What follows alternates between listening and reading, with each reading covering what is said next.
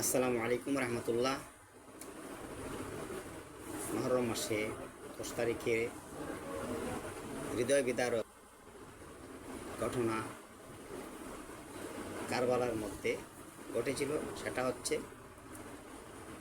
ইমাম হুসাইন রাদিয়াল্লাহু তাআলা আনহুকে শহীদ করেছে। এই কারবালার ঘটনা দ্বারা আমাদের কী শিক্ষা পাইলাম? শিক্ষণীয় কি? কারবালার শুধু সুখের ঘটনা নয়, বরং শিক্ষার ভাণ্ডার। কারবালার ঘটনার দ্বারা শুধু সুখের ঘটনা নয়, এটার মধ্যে শিক্ষার ভাণ্ডার রয়েছে। তার মধ্যে আমি কয়েকটি আপনাদের সামনে উত্থাপন করছি। কি কি শিক্ষা? 1 নম্বর, হুসাইন রাদিয়াল্লাহু তাআলা আনহু কারবালার ময়দানে শহীদ হয়েছেন। তিনি কে শহীদ করেছে? এর দ্বারা আমরা কী শিক্ষা পাইলাম? সত্যের উপর অটল অবিচল থাকা।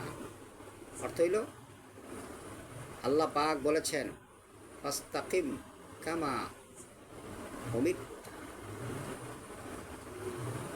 আল্লাহ পাক বলেছেন নবী পাক সাল্লাল্লাহু আলাইহি ওয়াসাল্লামকে সম্বোধন করে।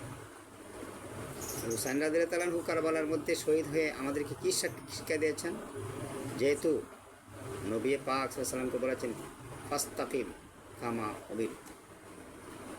আল্লাহ পাক বলছেন আপনাকে যেভাবে আদেশ করা হয়েছে সেভাবেই অটল থাকুন, অবিচল থাকুন। ঠিক হুসাইন রাদিয়াল্লাহু তাআলা আনহু কারবালার ময়দানে তিনি সত্যের উপর অটল রয়েছে। আমরা অটল থাকতে হবে সর্বক্ষেত্রে, সুখে দুঃখে অটল থাকতে হবে। 2 নম্বর শিক্ষাটা কি? জুলুমের সামনে মাথা নত করা যাবে না, মাথা নত না করা। এই শিক্ষা আমরা পাইলাম। হুসাইন রাদিয়াল্লাহু তাআলা আনহু বাতিলের কাছে মাথা নত করেন নাই। যেমন বলা হয়েছে যে আল্লাহ পাক কোরআনের ভাষায় বলেছেন ওয়ালা তারকানু ইলাল্লাযীনা যালামু, জালিমের প্রতি ঝুঁকে পড়ো না।